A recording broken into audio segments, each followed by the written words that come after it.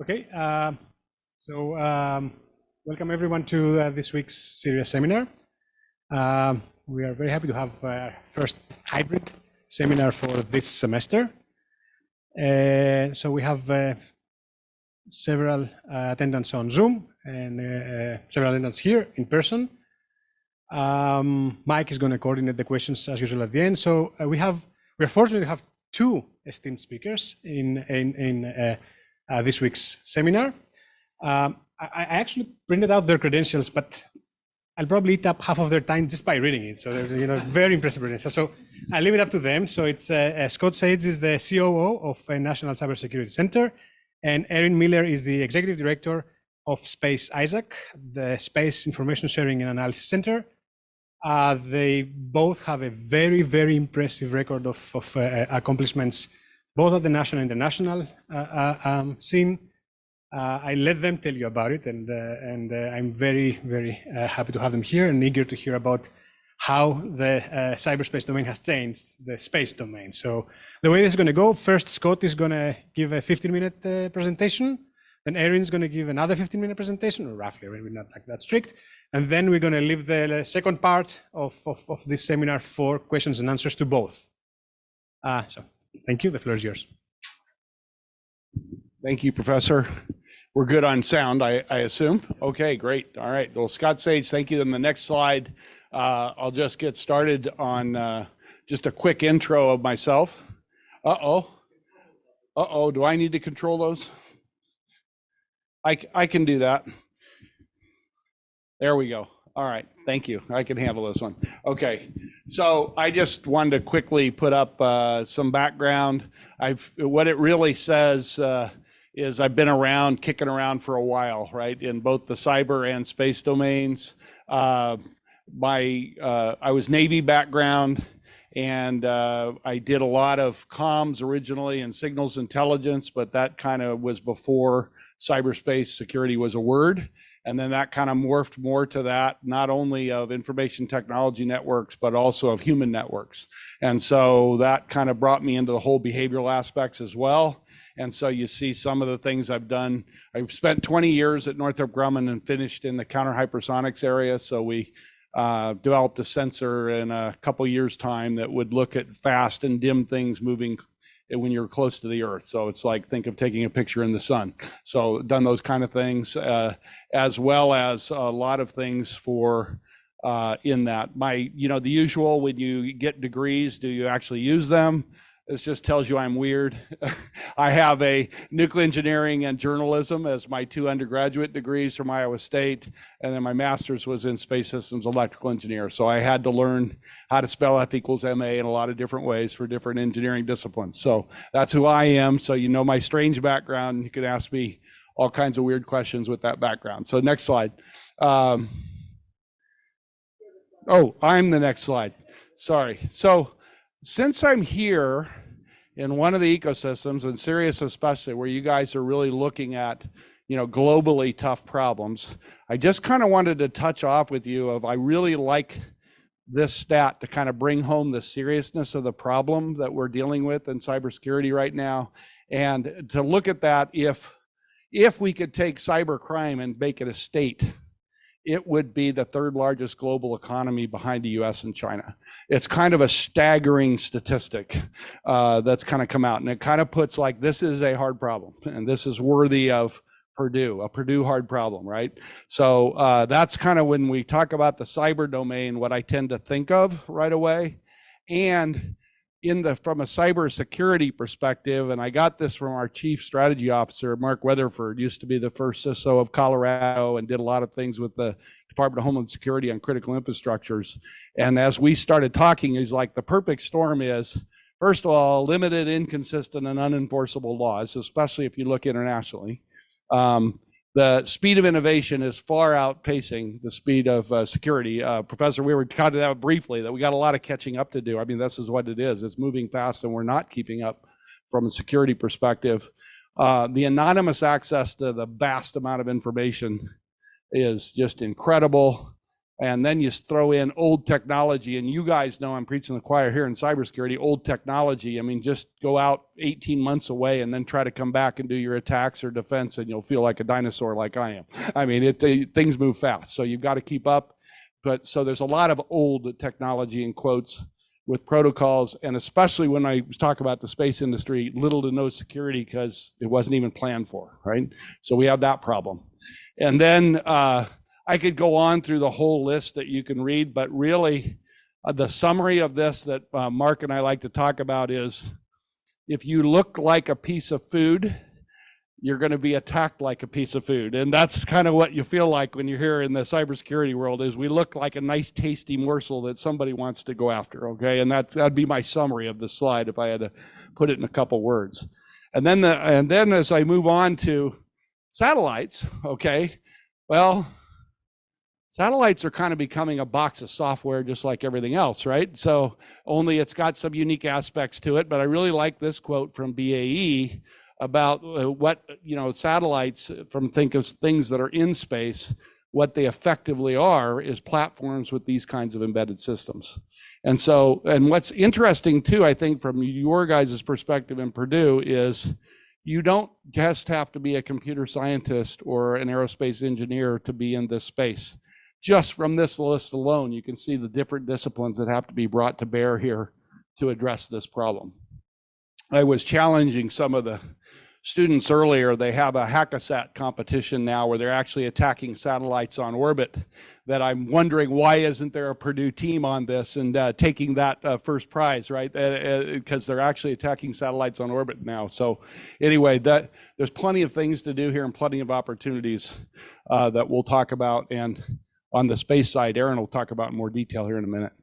And this is really interesting. For those of you, the visual capitalist, I like going to, because they take these big concepts and put a really nice picture to them. And this kind of summarizes the way I've talked about space since my military days. Space has not only become congested and contested, but it's commercial now. And this represents every dot is 10 satellites. And it breaks it down by who owns what now. And you can see at the top, no surprise, but SpaceX, 50% of space is now very commercial.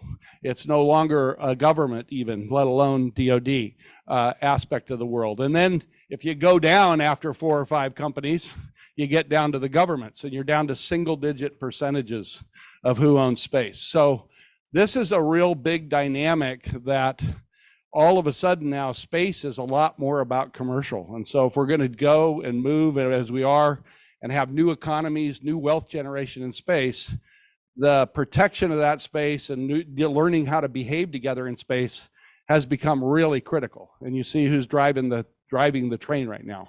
So this is a really interesting view of where we're at now.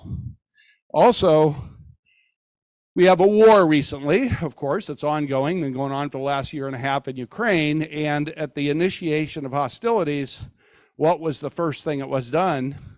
It wasn't your traditional go after military command and control networks, go after hardened sites of your enemy, et cetera, et cetera. No, with relatively unsophisticated means, it was go after a commercial network the first period before the war started. And so I thought this was also an interesting headline from Viasat that just kind of makes us think of, this is a global hard problem, and this is real, and this is now. So other aspects, and think about that, plus the slide before, of how much of those entities in space are actually commercial, and what does that mean when you can't get along and you start having conflicts. So finally, the solution, I think I just wanted to end with this, not to go into detail, but is like you guys have pioneered. In fact, that's why we're here, because if you think of an ultimate ecosystem that's succeeded of solving global hard problems, we're here at Purdue. And that's why we're here to learn more about that and how that works. But in Colorado Springs is an interesting ecosystem that has not only where I work at the National Cybersecurity System, focusing on next generation education, training of leaders, et cetera. Now that the headquarters from U.S. Space Command is now in Colorado Springs, it's kind of heated up and added to all this infrastructure. And we all bring the world already, literally 14,000 people or 11,000 people, I think is the number, for the Space Foundation has all of the global space industry there every year.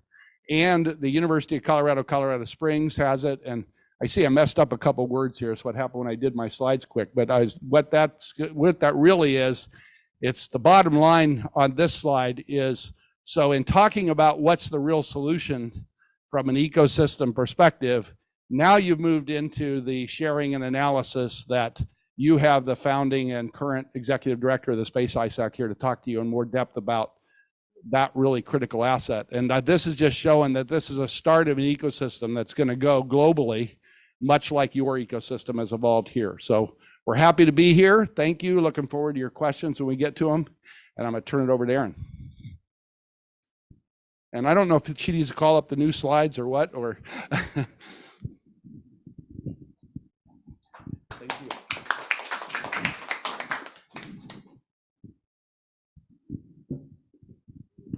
Test audio.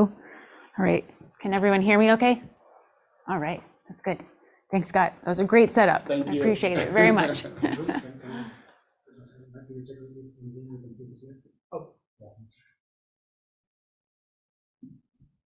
Oh, the volume's not up. Okay.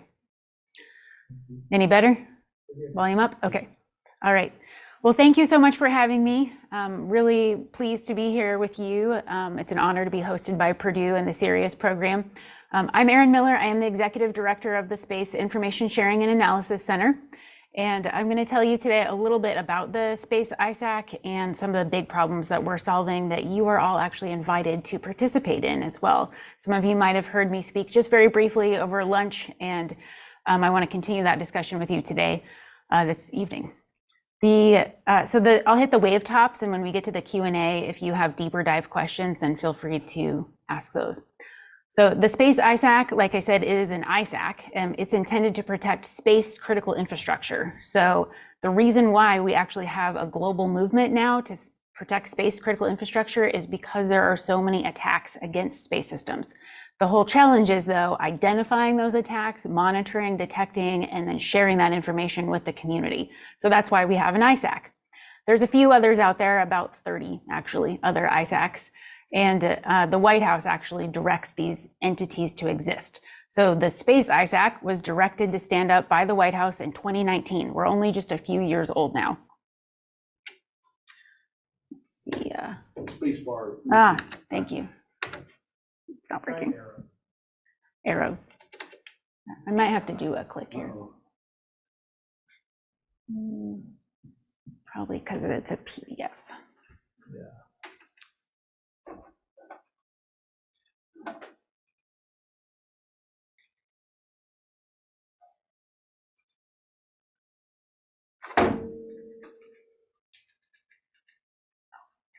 Arrow keys, left and right. Okay, thank you so much. All right. Okay, so as I mentioned, the White House directed us to stand up. Our headquarters is in Colorado Springs, but we have a global community. So we have members from all over the world, and our mission is to facilitate collaboration across that global space industry, enhance our ability to prepare for and respond to vulnerabilities, incidents, and threats, and we disseminate timely, actionable information among member entities. We serve as the primary communications channel with respect to this information. So if you're going to go anywhere in the world to learn about the threat to commercial and international space, it's going to be Space ISAC, which is pretty cool. Purdue is actually on our founding board and made this happen, in addition to, of course, the directive from the White House. That helped a lot too. Here's an image of the community that we've put together. So about 4 years ago, we started building out our board of directors, and now we have over 80 member companies. So we're well on our way to having over 100 companies that are all focused on this mission of securing the space community. We have members from the launch community, communications, so that would include your companies like Viasat that was publicly attacked, and that was a big milestone moment for the space community.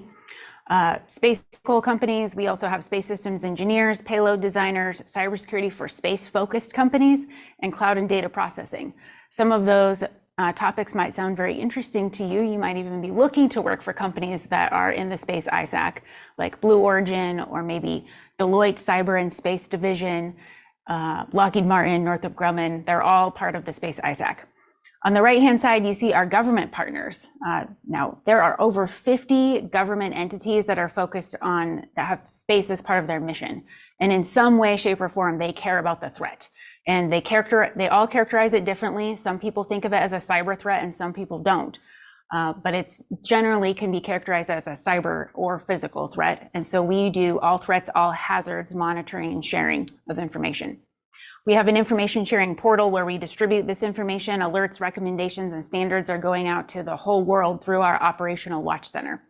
On the bottom here, you can see we have a global presence. So the European Space Agency, we're going to be meeting with the Luxembourgish Space Agency, the German Aerospace Center, the Japanese Aerospace Agency. People all over the world have recognized this problem of cyber attacks against space systems, and they're in conversation with us. There's the founding board I mentioned, the over 80 member companies. We're also a member of the National Council of ISACs.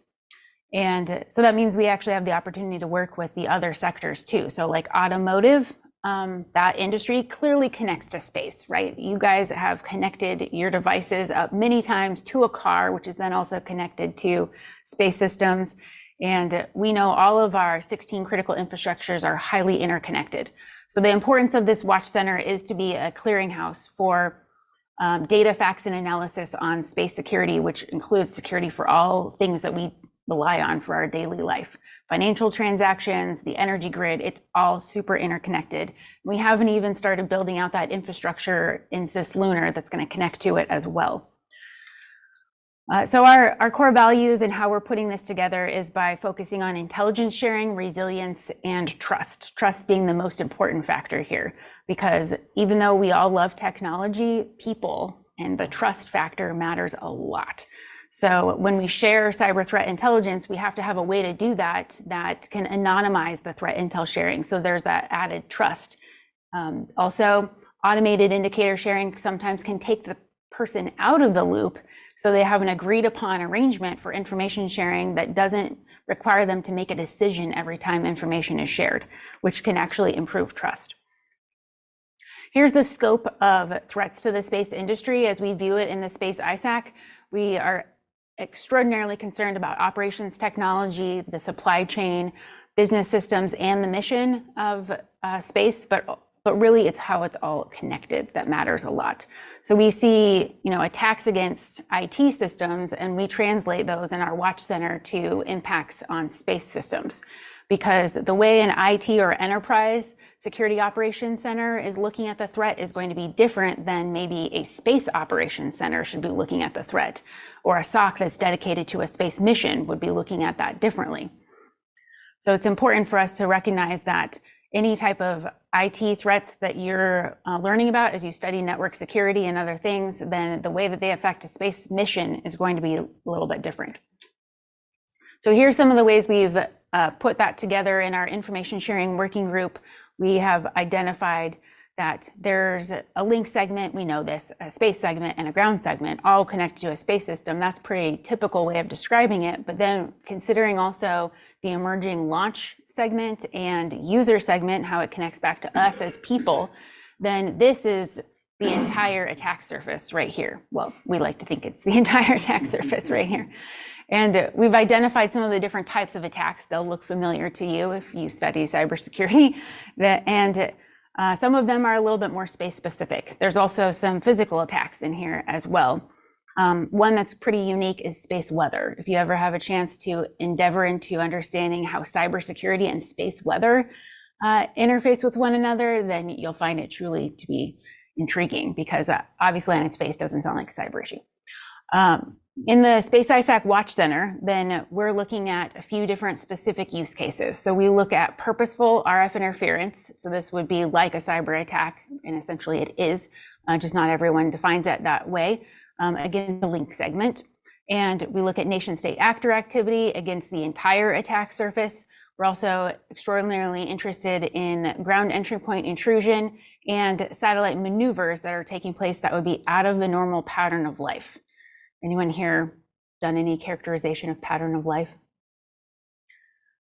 Of course, Scott has, yes. So right now we're focused on what is baseline normal for satellites, especially those low Earth orbit satellites that are ones that we're familiar with. Starlink is in LEO, and there's a lot of pictures that were taken, Earth imaging by Maxar during the war, Russian invasion of Ukraine. There's a lot of information gleaned on those by those pictures that were taken. Those types of constellations are under attack on a regular basis. So those maneuvers that are out of their normal pattern of life are what we're looking to alert those owner operators about, so that they can be aware that something is not looking normal. And then also cyber threat intelligence enrichment, which is really taking indicators of compromise and sharing them out with the community and adding additional information so that it's the most valuable and actionable that it can be, and it's real-time automated sharing. So we went ahead and mapped this to MITRE ATT&CK. Anyone here know MITRE ATT&CK? Okay, what about aerospace Sparta? Have you ever heard of that? That one's a trickier one. The MITRE ATT&CK, we know Enterprise and ICS is very focused on the terrestrial layer, think networks that are here on Earth. Aerospace Sparta is focused on the space layer. So anything that has left Earth, basically, you can find the TTPs and the APTs and countermeasures in Sparta. The mapping here shows you that there's some gaps. If you only used MITRE ATT&CK and you didn't use Sparta, you wouldn't be able to pick up and track some of these threats in a consistent framework. Like MITRE ATT&CK is a very consistent framework that can be used to understand all those different TTPs and APTs. Now we have that for space with Aerospace Sparta. So I threw this in here to show you, and oh, you know what? There's something wrong with this slide. This is sorry, no offense to MITRE, but this is like the MITRE ATT&CK version, right? It's missing something. Obviously missing something. So once we add Sparta, now we can see the whole attack surface, and we can really look at what a space system would be dealing with. We can characterize that, create digital twins, and understand and map back to this common framework and lexicon to speak across the world about the attacks against space systems. So this is really a kind of a monumental thing that aerospace created, this Sparta. And I think I have a picture of it. Here we go. Here's their website. You can check it out. A lot of it's on the internet. They have actually taken in input from all over the world already today. Members of Space ISAC and non-members have contributed to this, so we have a really good picture of what's going on in the space layer. And this is what our analysts and our watch center use to report out information about attacks. So we have the two different things that I mentioned, or one that I've mentioned, the watch center. We also have a cyber vulnerability lab in Colorado Springs. And in both of these environments, we're looking to bring in students to participate as either analysts or fellows and to sit side by side with the public sector. So many of those government analysts, the intelligence community and US Space Command have already assigned analysts to our watch center, and industry. So many of those multinational corporations that are doing business in space have seen the value of assigning an analyst to this watch center. And students can have that experience of sitting side by side with them, looking at the threat scenarios and the use cases and learning about how to generate these reports with actionable intelligence. There we go. Okay, so here's a picture of the architect's rendering of the watch center. I have this one in here because this is really just what it looks like. I mean, there's no difference between the architect's rendering and real life, right? No, I'm kidding. Here's a picture of real life. It's just much harder to experience that wall unless you're sitting there on the watch floor and you get to see this giant display wall and see all the feeds of information and visualizations that the analysts get to have in their different cells. So we have a coordination cell, an all-source cell, terrestrial cell, signals, and space cell. And you can tell by the names that those map back to the different threat scenarios and use cases that our analysts are focused on. But they get exposed to so many different things through the multi-domain operation that we're running here, and the engagements with the companies and the conversations they get to have about like the supply chain disruption, the vulnerabilities that are affecting the community. So this is it really doesn't show you the whole picture of what's going on. I want to mention here that before we even opened our watch center, we already had 88% of the member companies connected to our member portal. And with that, they received 577 alerts in 2022. That's a pretty substantial amount of reading. Can you imagine reading 577 alerts and then taking action on them? So the automated sharing and the use of MITRE ATT&CK and Aerospace Sparta is really important, because we have to be able to get through this information, get it to owner operators, and get it to network defenders as fast as possible. And that doesn't really exist for the space layer right now. We've got beginning steps, but there's a lot of work that needs to be done and innovations that need to be brought to solve this problem. So we need to bring in more AI and machine learning capabilities, and we need to invent or bring forth new technologies like quantum and quantum key distribution and other solutions that will help to unlock the future security and resilience for space.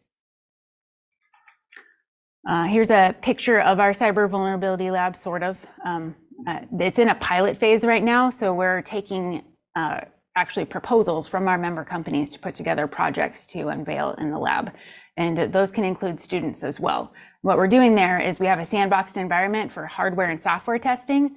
And you can envision this because a lot of you have probably worked on a cyber range, but there's also that space layer element. So in the case of Moonlighter or the Hackasat project, then they actually started creating sandboxed satellites where you can connect them to the ground, and we can have a network now to test on and do experimental learning there. So there's a lot of great things that are happening here. Now I need to do a time check, and I just can't find a clock. You're right on time. Right on time. Okay, awesome. All right, so I'll end with this. If you're interested in participating in person or virtually, you can join the Value of Space Summit and learn more about this topic. It's the third week of October, 17 through 19 October. And technically it is in Colorado Springs, but if you can't get there, then you can go to the website, Space ISAC's website, and you can sign up for the virtual engagement, and that should be free. If you would like to come in person, send me an email, because you can go for free. I mean, I can't pay for your flight, but you don't have to pay for registration for the summit. So here's the website, s-isac.org will take you to Value of Space Summit. If you would like to continue this conversation through this forum, you're more than welcome to join us. We'd love to have you. And I'll end there. Thank you.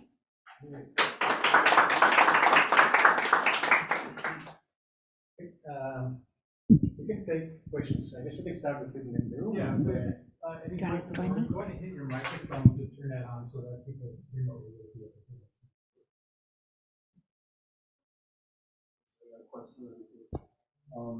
So you mentioned like the exponential increase in like cyberspace attacks over the years, and how it would be like the third largest economy in the world.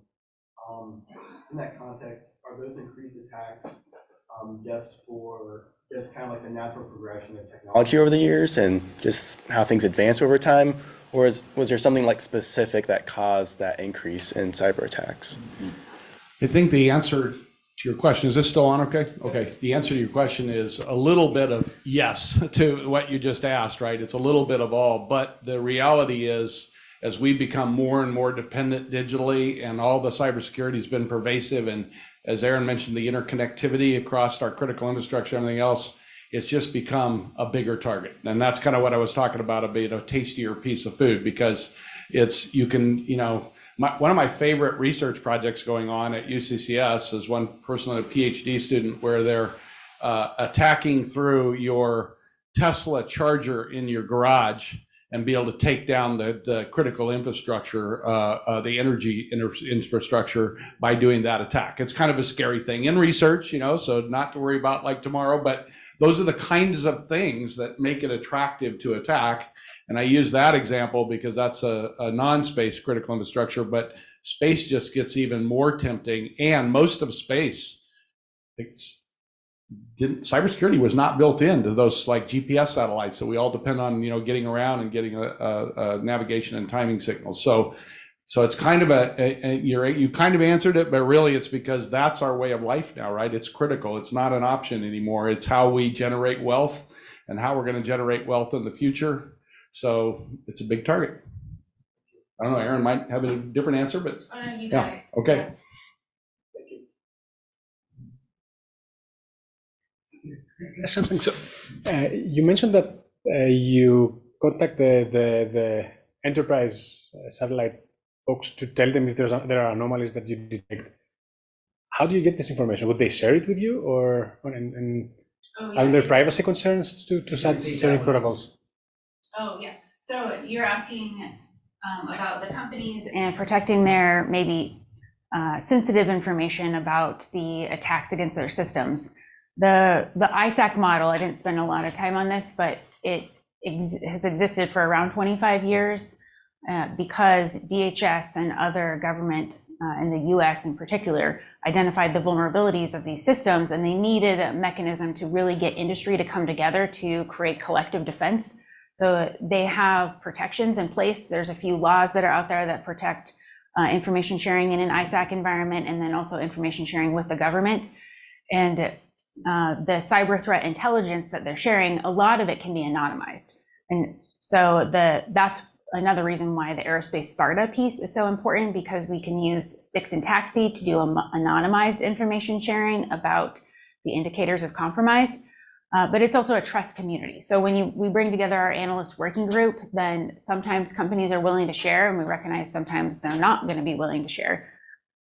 But they also may be willing to share what we call traffic light protocol red, where they know it's just going to be a direct communication from them to the watch center, and it's not going to be attributed back to them in any type of public way. So traffic light protocol is something else DHS put together around 25 years ago to make this environment a success.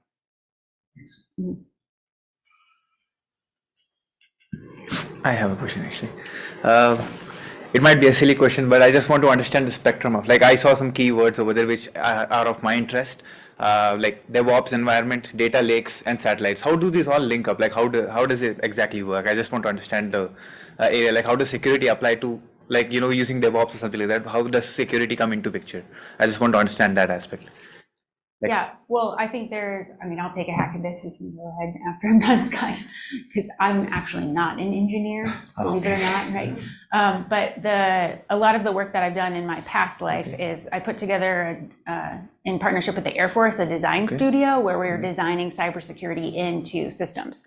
And so the same thing needs to be done with space systems. We have to look at it from a holistic perspective and identify what actually is this system. And that's why I defined the attack surface, because for some time, I would say a couple decades prior to this one, then space systems were looked at as really piecemeal efforts. So there's the ground system, and then there's the satellite, and then there's a link, and we just like connect them together, and it's no big deal. They're all separate things, but they're not designed with the end in mind, that we need to be able to monitor for attacks. We need to be able to design those monitoring tools and sensors in, and then we need to look at the whole picture as one system that then is even connected to people who depend on it. So now, like, my cell phone actually becomes part of the attack surface, where you can get to Apple SOS, which is satellite communication. So it's all very interconnected, and hopefully that answers your question, or at least some of it. Yeah, some of it, yeah. Yeah, that was a really good answer that Aaron gave you. I mean, I've been in the attack side most of my life, attacking things, and the really easy way to attack the space industry writ large is through the supply chain. And the supply chain in the space industry is really unique because it's a lot of very small niche companies with niche technologies. I'll give you a little homely story of my own, which wasn't cyber, but it was interesting. As I was putting this during COVID, I had designed this sensor to go up and look at the Earth. And one of the key things, as you can imagine, if you're an IR sensor, is dealing with heat. So the heat straps themselves, and they're about this big, they cost about $50,000 a piece, and they have very unique and very specific heat dissipation things. Well, it turns out there's only 2 or 3, and one of them that actually can make these things in the country, and they make them for the world. But it's in the US, and it was in a small place in Texas, and COVID absolutely shut their plant down. And you remember, we couldn't go to the same place, couldn't be. So the really creative solution, and I talked to him, and his baby's crying in the background, and I hear his wife trying to feed and everything, and he took his company and he broke them apart, and he rebuilt their manufacturing assemblies in their garages and basements of all of his 20 employees. And that's how they continued to make the little straps. And so I talked to him and he said, Scott, there's no way your priority. I got DARPA, I got NASA, I got NSA, but I said, no, I got to have these. I got to go up. They'll launch without me. And he's like, well, tell me about your project. And he thought it was so cool. He moved me up to the top and made my straps for me. He didn't make my backup straps. I had to live with just the primaries. The backups came later. But that was the kind of example of the disruption of the supply chain and how critical. I could shut down basically all the IR remote sensing things that were going to go up in that time frame by attacking the guys that make these little, very high-tech straps to deal with the heat. So it's just an example of how interconnected we are in little unique things of space. And we won't even get into, because you guys know in the news now, and many of you, I think maybe some of you in the room were telling me earlier, working on it, you know, in space where you have this delay and you have satellites, especially you go to cislunar, you can't do a TCP approach, right? You've got to have a different approach. So that's another example, and that's going to present other unique attack vectors attacking that. So it's a little longer answer. I hope that wasn't too far off path, but I just kind of wanted to open your guys' minds of you got to really kind of think outside the box on this kind of stuff. I know you mentioned supply chain. So I was just wondering, what are like the most common attack vectors other than supply chain, and also what are like the strategies we're kind of using to defend against these attack vectors? Well, my Yeah, go answer, ahead. because the Yeah. Watch Center is actually seeing this every day, is that there's a lot of attacks against the link segment. It's just, I think our alert that we send every week has something in the thousands of number of interference events, and then a number of those are intentional interference. So it's one of the ways we can tell that it's likely intentional is when we correlate what's happening in the space cell with the signal cell. So looking at the things that are happening with the space vehicle, maybe an attack that's been reported on a space vehicle, or space vehicles moving outside of their normal pattern of life, and then you also see interference events, it's likely nefarious activity. Not 100% confidence, but that's a good indication. So that's where we're seeing a lot of activity, just constant activity. And especially after the Russian invasion of Ukraine, it went up exponentially. There's that word again. Yeah, and I'll just amplify on that, because the building that resiliency in, taking the zero trust architecture approach, kind of like you would do of a non-space asset, is related to space. But we talked about some of those unique things, like, and Aaron talked a little bit about earlier, the need to have sensors and have information. Well, you don't always have the bandwidth, and you can't really put sensors on, and you can't really even send software-based stuff up and easily in space, or even have the ability to do that. So there's creative things that need to be developed and put in. You say those words at the upper level, but the devil's in the detail, right? So how to implement that. And she's just highlighting how every day now, because they're able to actually see it, what's happening. But the answer to that is not quite as easy. You know, I like giving the, you know, the easy one. You know, if you're the sysadmin and you, okay, if they don't know their password 3 times, lock them out. Well, I guarantee if you lock the guy out that's got to maneuver that satellite, that's not going to be a good solution to that problem, right? So just little homely problems to kind of get you thinking. This, you really do have to become knowledgeable in this specific area and work those specific problems to this domain.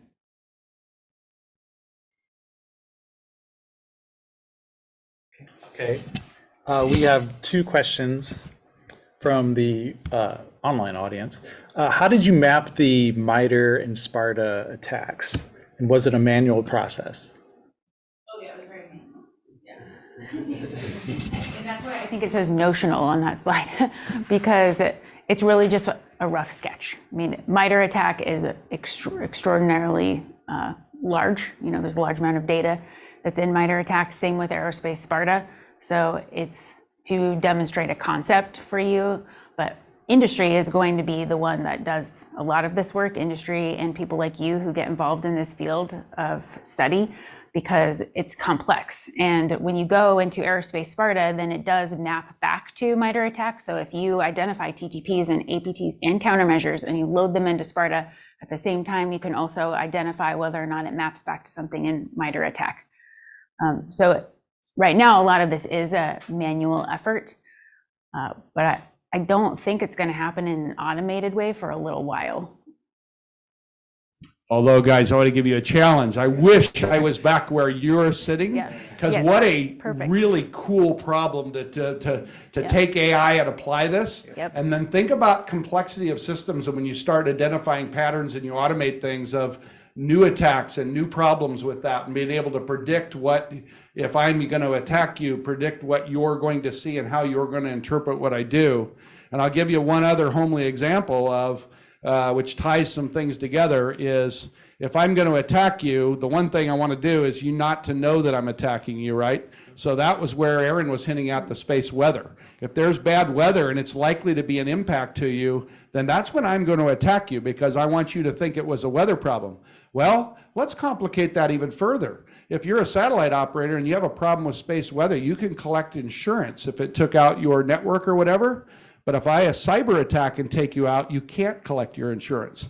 So now, as the owner, what is my motivation here to report? Is it a weather problem or was I attacked? And then that complicates the sharing problem. And then if we start automating it, what's that called? Data poisoning. Okay, so on and on, right? So you gotta keep peeling the onion back. So it's kind of some exciting problems. That's why I wish I was where you are, because that's a problem you need to solve for us and let Erin know so she can implement it. Okay, another question. Can we classify ICS cyber physical attacks as a subset of space cyber physical attacks? Oh, well, I would say yeah. Yeah, I mean, I think people have done that so far. That's kind of how it ended up on the list in the first place, is it's part of the space system that needs to be dealt with. The only thing I'll amplify on that one is, that what Aaron said, absolutely. But if I was going to look for someone with a skill set today that overlaps cybersecurity and the space agency, the first place I would look would be in the critical infrastructure with the OT problems, the ICS problems. Maybe I attack your HVAC or I attack your generator indicators. That's kind of a similar approach to how you would impact a mission on the space side. So that's very similar, that ICS problem and then the unique problems to the space. I say similar, there's a lot of key differences as well, but that, if you think of the problem in that way, and Aaron did a great job of highlighting that IT to OT problem, which that really is, the information technology side to the operational technology side, and all of the things associated with the ICS attacks, that's really kind of what we're talking about, right? So, good question.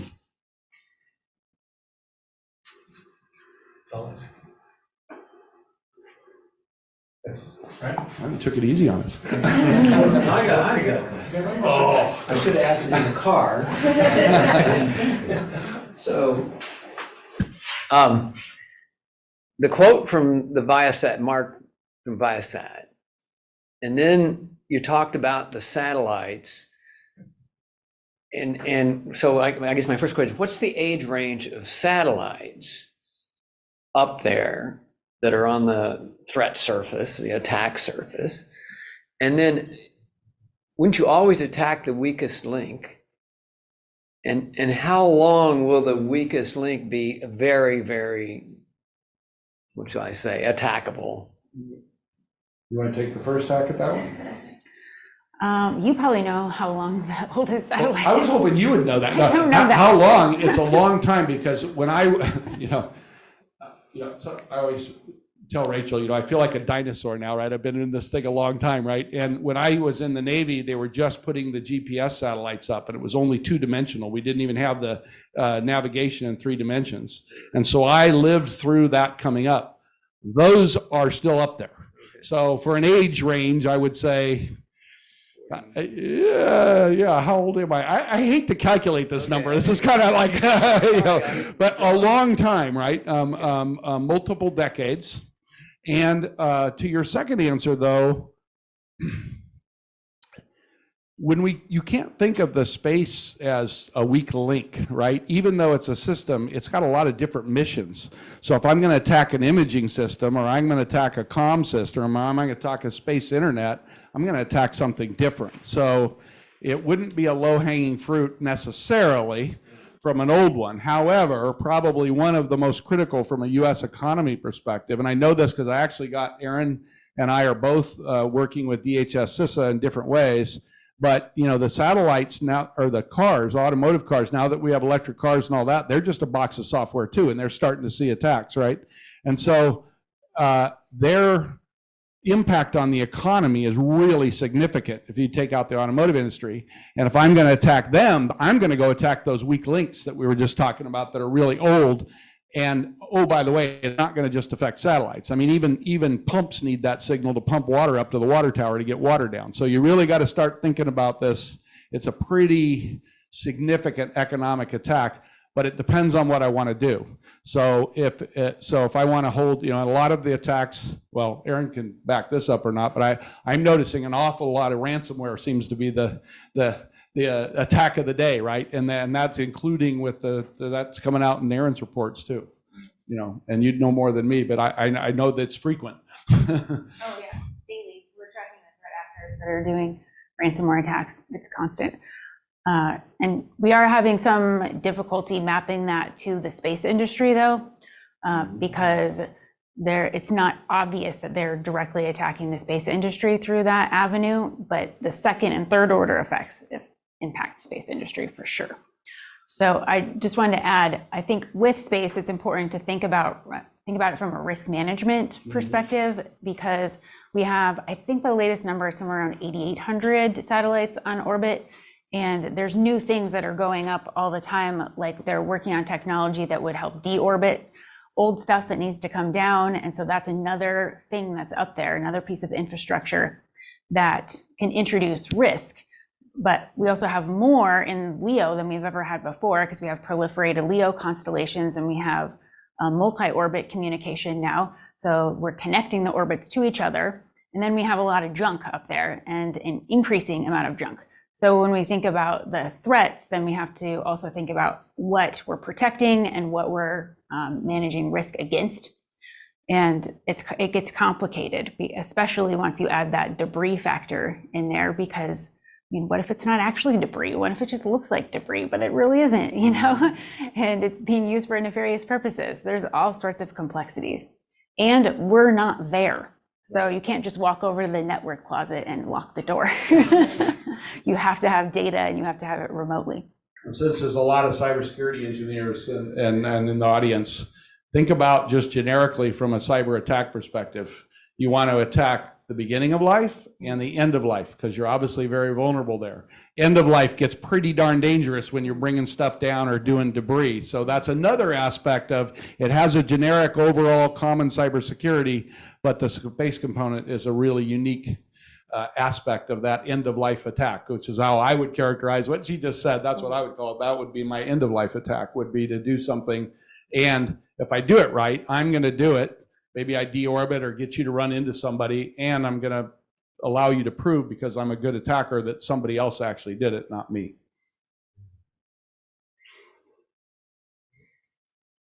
Oh, I have one more question from online. Anonymous says, I'm thinking that there are roughly two aspects in space cybersecurity. One is the vulnerability of space technology, and the other is the application of space data to cybersecurity issues in other domains, for instance, finance. Does ISAC work on both? We would like to be working with all of the other ISACs. In the 25-year plan of space ISAC, then we would be working certainly with the financial services ISAC and looking at PNT issues that would affect that industry and the other impacts, because if the financial services industry is impacted, they're attacked, then there's a high probability that somehow space companies will be affected. So we certainly would like to be working with all of them. I could give you an example for every single other critical infrastructure and how we would eventually work with them. But I like that person's assessment. That was very interesting. And I want to thank him, because now I can tell one of my other favorite stories to tell, which is he missed. It's about the humans. So the behavioral aspect of it is, I was looking at a picture of your university. We were getting briefed earlier about and I was thinking about when I went to school, when you're going to school, and they talked about they combined all your libraries to the place you have that nice picture of the crossing the Delaware and all the lights and all that, because there aren't many books anymore, right? And when I started, there was books. However, the way you attack things, just because you use new technology, is basically the same type of an attack pattern, the same type of behavior that I would look for and use. is the same I'll do now. And even as this technology is advancing, it's a human that you're looking for. And the favorite part of my story is when I first got into cybersecurity, I was working with AT&T on the telecommunications infrastructure, because even when I was young, the Chinese were attacking our telecommunications infrastructure all the time. And so that was a big problem. And when you have layers or tiers, as you guys know, of, hey, tier 1 can handle this type of problem, a little harder problem, you need tier 2, et cetera. Well, guess what the major of the top tier, the person that always solved the problem of cybersecurity, anybody want to take a guess of what his major was? Psychology. Good guess. Psychology is a good guess. He had a PhD in forestry. And he was an avid hunter.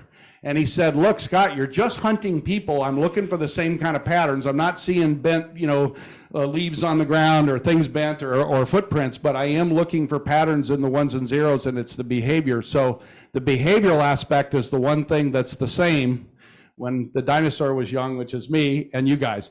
You just have different technology to utilize it. So I wanted to add, it wasn't his direct question, but it kind of opened up that point of don't forget the users that Aaron had briefed. We had a question up here. Yes, there's a quick question because old technology still isn't phased out, so it's still used. Would most reports, because it's usually not built in with security, would most reports kind of stem back to old technology that's still in use in satellites because they're the most targetable? Well, there are a lot of exploits that are out there that are certainly old, that are in satellites today that could be exploited. So I think, to your point, that it's not necessarily that we have a lot of reports on it, but there's a lot of legacy technology that's involved in the space industry. You can find some very, very old operating systems that are not properly configured, as well as firmware issues that may exist because of just lack of proper configuration to address the current day threat and different technologies that are available now to attack systems. Go to that Sparta site, because Brandon Bailey, which is a name some of you may have heard from aerospace, since they're members of the Space Ice Act, he's a member and works with Aaron really closely. And he has a lot of really interesting information writing about that question you just asked. If you dig into his papers below his Sparta, which is kind of the result of him doing all the things he's been doing, I would recommend that's a really fruitful area to do some research. And then you can talk to Erin, and she can probably connect you to in ways I can't even think of. So, but I know I work with Brandon outside the Space ISAC as well. So he's a good resource. I'm trying to put in a plug for Aaron, because it's amazing what they have access to, right? I mean, I don't know if they fully realize what you told them. You have access to the whole world space industry, right? Yeah. Well, not just Brandon and his Sparta work, but he also informed the design of the vulnerability lab, so we could get more information out and do disclosures on those vulnerabilities of those legacy systems. It's good to be at Purdue.